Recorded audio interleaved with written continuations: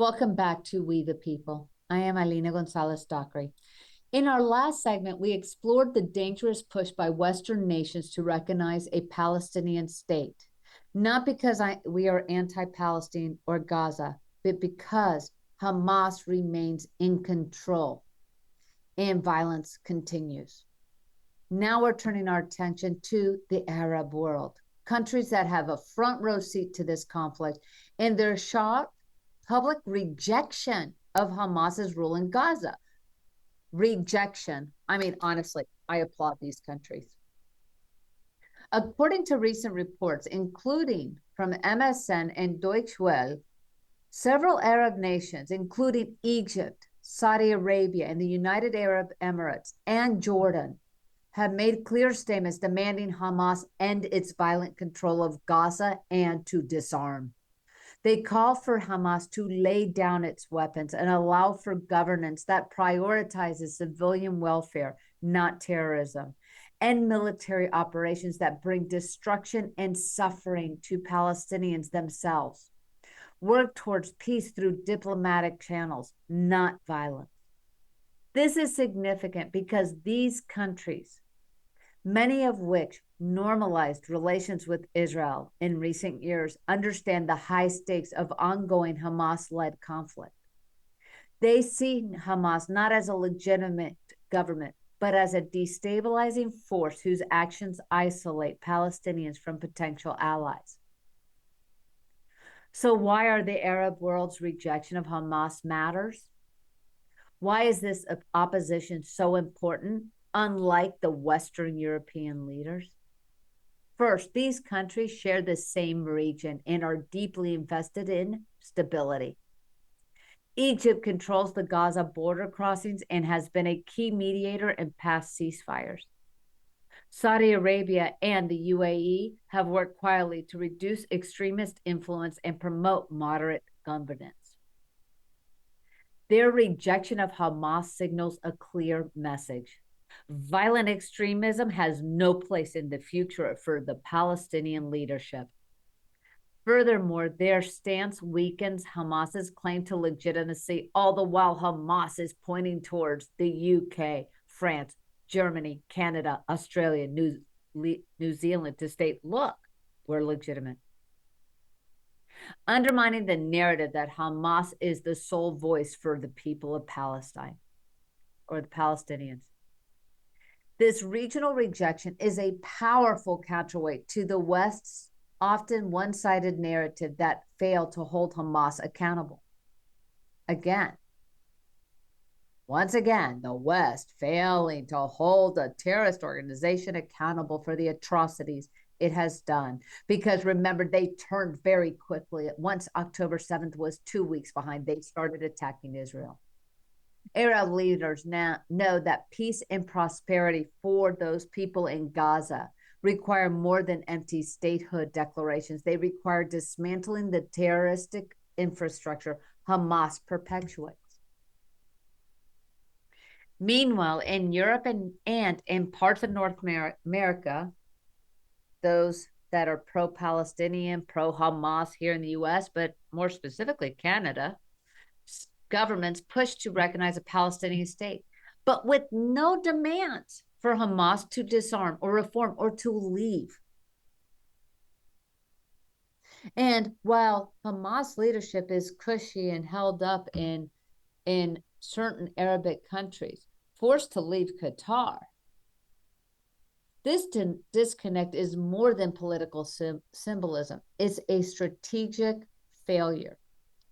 The West is risking empowering a violent regime that even its closest neighbors reject, which its closest neighbors, the very people that are within this region, are seeing that the very people that they're claiming to extol their rights are also tortured, starved, and used as human shields. Recognition without accountability sends a dangerous signal that terrorism is a valid path to sovereignty. It isolates Israel diplomatically, deepens regional tensions, and prolongs this conflict, because by no means will Israel ever agree to a ceasefire where it has to give up Jerusalem.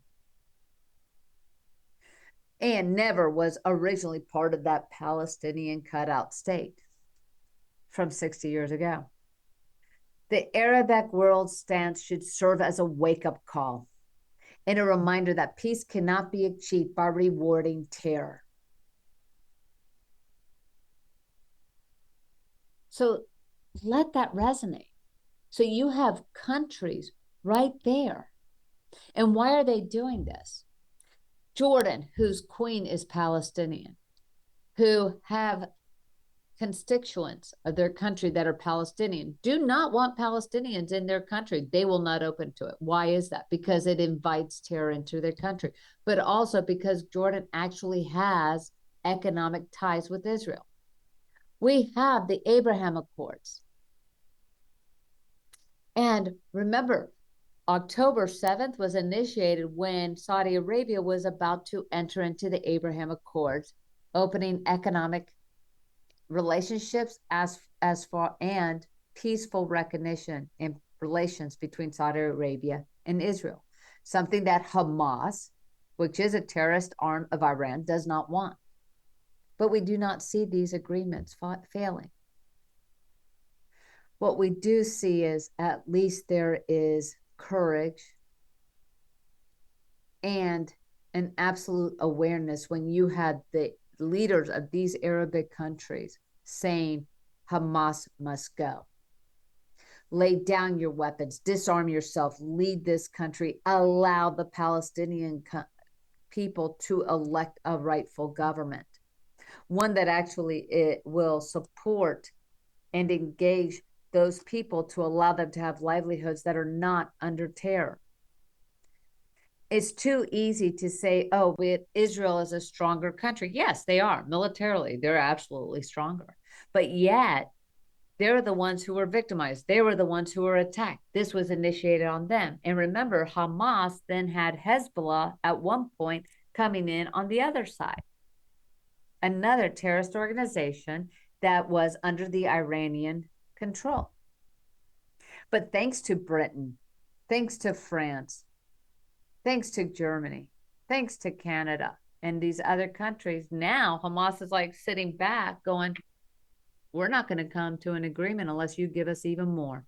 We want more territories. We want Jerusalem now. Because remember, Hamas has only one objective, and that one objective is for the destruction and annihilation of Israel and all Jews within it. And then they're going to look to other countries. It really takes a lot of courage to stand up for what's right. And yes, I realize that people are hurting in Gaza, that the food and the starvation and the rubble is absolutely catastrophic. And my heart goes out to them. And yes, we are continuing. USAID has even increased to bring more food into there and try to protect the food sources that actually go to the people in need instead of being robbed by Hamas and the terrorists. And some people are like, well, why is it that Hamas seems to not running out of people to fight for them? Remember when Hamas took control over the Gaza Strip, when they basically effectively took out, they were elected, and then when the election was going against them, they decided to go like just any dictator of tyranny, remove that. At that point, the schools, the propaganda, everything was to hate Israel, to hate the Jews. But yet these Arabic countries that are right there nestled, right there, neighbors to Israel, neighbors to Gaza, are saying enough is enough. It is time. It is time to root the terrorist organizations out of here, not to give any more legitimacy. And maybe perhaps our Western countries of Europe should take a listen. Because until such time as the Gazans are freed of Hamas's rule, will things be able to be normalized. And remember that it was back in 2007 that Israel removed itself from Gaza, and it was a thriving area. We want that fact. We want to see these people thrive. We want them to be able to have businesses and homes and universities and expand on that, but not under the rule of terrorism. And also, we should all be standing together along with these Arabic countries to say peace will only be made possible if Hamas and terror organizations are no longer in charge of this area. To those watching, know this: true peace requires honest conversations about the realities on the ground and the hard truths no one wants to hear. The truth is, we have two states that desperately need peace, but also stability, because there is no stability for people to say, oh, well, Israel is the aggressor. No, they are not. They were the victim. And unfortunately, the people of Gaza are also the victim. A victim of a terror organization, continued propaganda, and continued propping up because of left-leaning European leaders who are only trying to appease loud groups, and to no end. We, the people, will keep bringing you that clarity. Love what you're watching. Catch this episode and every We the People segment live on demand on Now Media TV. Just download the free Now Media TV on Roku for 24/7 access to bold bilingual content across news, business, and culture. We are also on iOS apps, and you can see us on YouTube as well as Prime. We're going to take a quick commercial break, and we will be back.